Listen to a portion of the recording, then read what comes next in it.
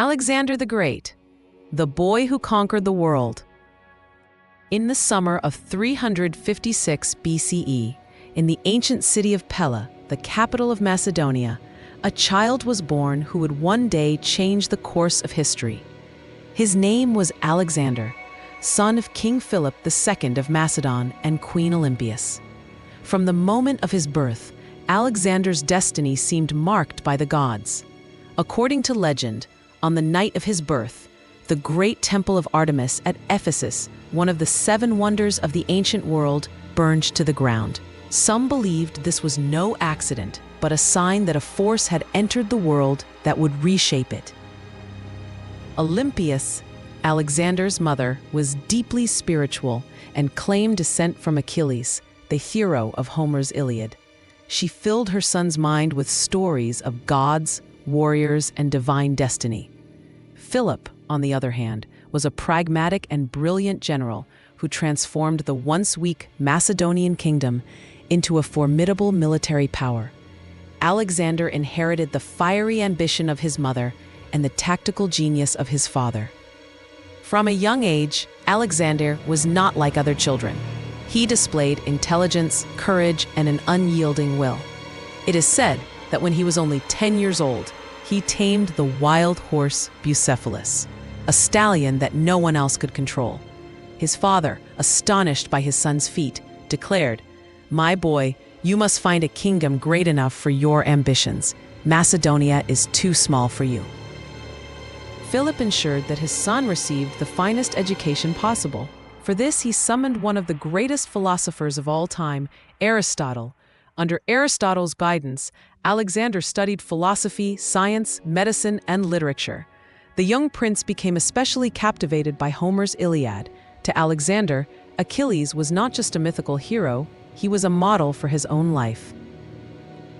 Aristotle instilled in him the belief that he was destined for greatness, that he was no ordinary man, but perhaps touched by the divine.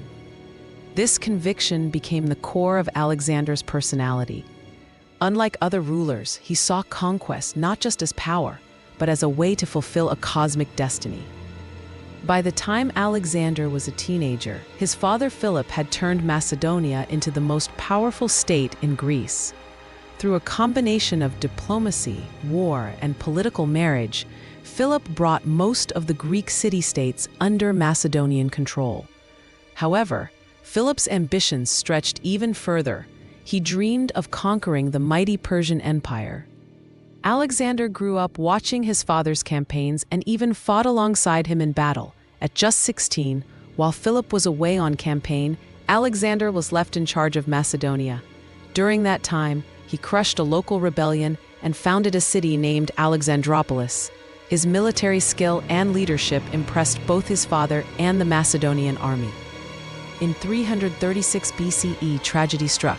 King Philip II was assassinated at a festival, stabbed by one of his own bodyguards. The reasons remain shrouded in mystery. Some say it was personal revenge. Others whisper of political conspiracy, and some even suggest Olympias may have had a hand in it. At just 20 years old, Alexander ascended to the throne of Macedonia. Many doubted that such a young man could rule, especially since Greece was restless and the Persian Empire loomed as a threat. But Alexander wasted no time. He crushed rebellions with ruthless efficiency, including the destruction of Thebes, city that dared to rise against him. His message was clear: challenge me and face annihilation. With Greece under his control, Alexander inherited not just his father's throne, but also his dream, the conquest of Persia. In 334 BCE, Alexander set out with an army of about 40,000 men to face the Persian Empire, which stretched from Egypt to India. His army was small compared to Persia's massive forces, but it was highly disciplined, loyal, and commanded by a genius. The first major battle came at the river Granicus in Asia Minor. Alexander personally led the charge, nearly losing his life but securing victory. This set the tone for his campaign's reckless bravery, brilliant tactics, and total confidence in his destiny. Soon after, he marched deeper into Asia, liberating Greek cities from Persian control. To many, he was not just a conqueror, but a liberator. In 333 BCE, Alexander faced the Persian king Darius III himself at the Battle of Issus. Despite being outnumbered, Alexander's superior tactics and the discipline of his phalanx secured a stunning victory. Darius fled the battlefield, leaving behind his family, who were captured by Alexander. Instead of treating them cruelly, Alexander showed remarkable respect, assuring Darius's wife and daughters of their safety. This act won him admiration, but also showed his cleverness. He was not just a warrior, but a statesman who understood the power of image. After Issus, Alexander moved south, determined to secure the eastern Mediterranean coast. The most dramatic moment came at Tyre, a heavily fortified island city. For 7 months, Alexander laid siege to it. In a feat of engineering genius, he built a causeway from the mainland to the island, allowing his forces to breach the city walls. The fall of Tyre shocked the ancient world. Nothing seemed impossible for this young conqueror. By 332 BCE, Alexander entered Egypt. The Egyptians, weary of Persian rule, welcomed him as a liberator and even hailed him as a pharaoh. He founded the city of Alexandria, which would become one of the greatest cultural and intellectual centers of the ancient world. In Egypt, Alexander made a fateful journey to the Oracle of Siwa in the desert. There, the priests greeted him as the son of Zeus Ammon, a god. Alexander embraced this divine identity, further strengthening the belief that he was destined to rule the world. In 331 BCE, Alexander faced Darius once more at Gaugamela, near modern-day Iraq. This battle was the climax of his campaign against Persia. Darius assembled an army said to number over 200,000 men, including war elephants and chariots. Alexander, with about 47,000 troops, was again vastly outnumbered. But his tactical brilliance shone through. Using clever formations and precise timing, Alexander broke through the Persian lines and charged directly at Darius. Once again, the Persian king fled. This time, his empire crumbled. Alexander marched into Babylon, Susa, and Persepolis, the glittering capitals of Persia. At Persepolis, in a controversial act, he allowed the city to be burned, perhaps as revenge for earlier Persian invasions of Greece. By 330 BCE, the Persian Empire was his. At just 26 years old, Alexander was the most powerful man in the world. But Alexander's ambition had no limits. Conquering Persia was not enough. He wanted to reach the ends of the known world.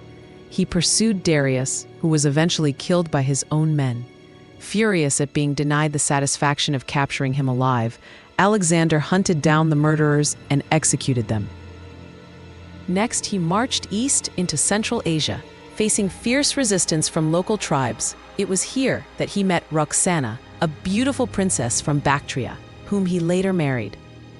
In 326 BCE, Alexander crossed into India, a land mysterious and rich in wonders. At the Battle of the Hydaspes River, he faced King Porus, who commanded war elephants. The battle was brutal, but Alexander's tactics secured victory. Impressed by Porus's bravery, Alexander allowed him to remain as ruler under Macedonian authority. However, after years of constant campaigning, Alexander's men grew weary. When he wanted to push further into India, his army refused. Reluctantly, Alexander turned back. On the return journey, Alexander led his army through the harsh Gedrosian desert, where thousands perished from heat and lack of supplies. Despite the suffering, he pressed on, determined to maintain control of his vast empire. By 324 BCE, Alexander returned to Babylon, now the capital of his empire, but his relentless drive had taken a toll. He had begun adopting Persian customs, wearing their dress, and demanding recognition as a god. Some of his Macedonian officers resented this, and tensions grew. In June 323 BCE, at just 32 years old, Alexander fell ill in Babylon. The cause of his death remains one of history's great mysteries. Was it fever, poison or exhaustion from years of campaigning. As he lay dying, his generals asked who should inherit his empire. His reply, according to legend, was, "To the strongest." With those words, he left behind a power vacuum that plunged his empire into chaos. His generals, known as the Diadochi, fought bitter wars to carve up his conquests. Though his empire fragmented, Alexander's legacy endured. He founded more than 20 cities named after himself, spreading Greek culture across Asia. This fusion of Greek and Eastern traditions created the Hellenistic Age, a period of incredible cultural and scientific advancement. Alexander's story is one of brilliance and tragedy, a boy who set out to emulate Achilles and ended up conquering the known world, only to die young and leave behind an empire too vast to hold. Alexander the Great remains one of history's most captivating figures. To some, he was a ruthless conqueror. To others, a visionary who united East and West. What is undeniable is that in just 12 years, he achieved what no one else before or since has matched. He truly was the boy who conquered the world.